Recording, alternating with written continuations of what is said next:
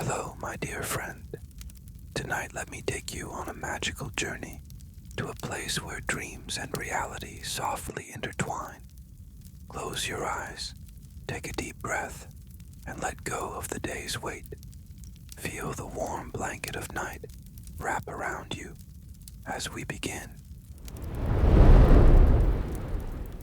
In the bustling city of Belgrove, Maren, an investigative journalist, hears a local rumor about an apartment with a window that wails at night. The tenants of apartment 313 always leave mysteriously, claiming the sound is unbearable. Drawn by the bizarre story, Maren visits the building to speak with the landlord, who insists no one should enter the apartment. He hands her an old scratched key and mutters, "If you open that window, you'll let them in." Ignoring the landlord's warning, Maren enters the apartment. The air feels heavier, colder, and smells faintly of damp earth. The apartment is sparsely furnished, with only a single chair facing a massive window that overlooks the city. The window pane is cracked, and faint streaks, as if claw marks, mar the glass. At first, all is silent, but as the sun sets, a low, mournful wail begins to emanate from the window. It's a sound like wind, but layered with whispers. Maren examines the window more closely. She notices faint handprints on the inside of the glass, small and childlike, though the room has been empty for years.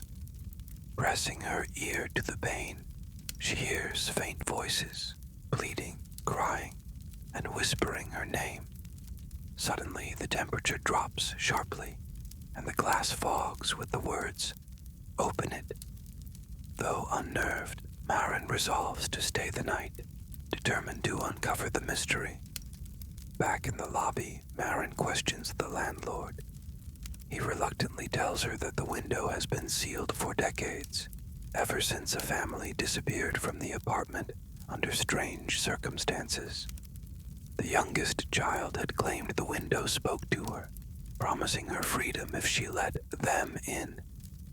Maren presses for more details, but the landlord only shakes his head, saying, "If you're smart, you'll leave before nightfall."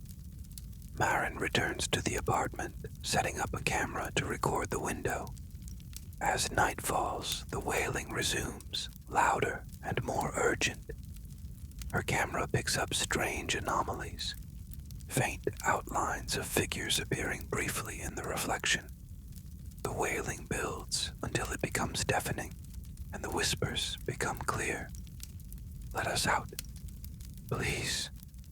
Maren covers her ears, but the voices seem to come from inside her head. Searching the apartment, Maren discovers a dusty envelope hidden in a drawer. Inside is a letter from the previous tenant, a single mother who lived there decades ago. The letter reads, "It started with the whispers. Then they came in my dreams. They promised to bring my husband back. I couldn't say no. I opened the window and I lost everything." As Maren reads, the apartment door slams shut and the wailing intensifies. The following night, Maren watches the window closely. This time, a figure appears on the other side of the glass, a shadowy silhouette that doesn't match her reflection. It presses its hand against the pane, and the whispers rise. "We are trapped. Help us." But the shadow's grin spreads unnaturally wide, and Maren realizes the figure isn't pleading. It's taunting her. The words, "Open it," appear again, this time etched deeply into the glass. Determined to confront the truth, Maren researches the apartment's history. She discovers that the building was constructed over the ruins of an orphanage that burned down decades ago. Survivors claimed the fire started in a locked room where a window refused to open, trapping the children inside.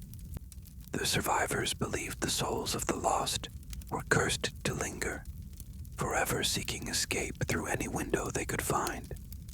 Against her better judgment, Maren decides to open the window, believing it might free the trapped souls.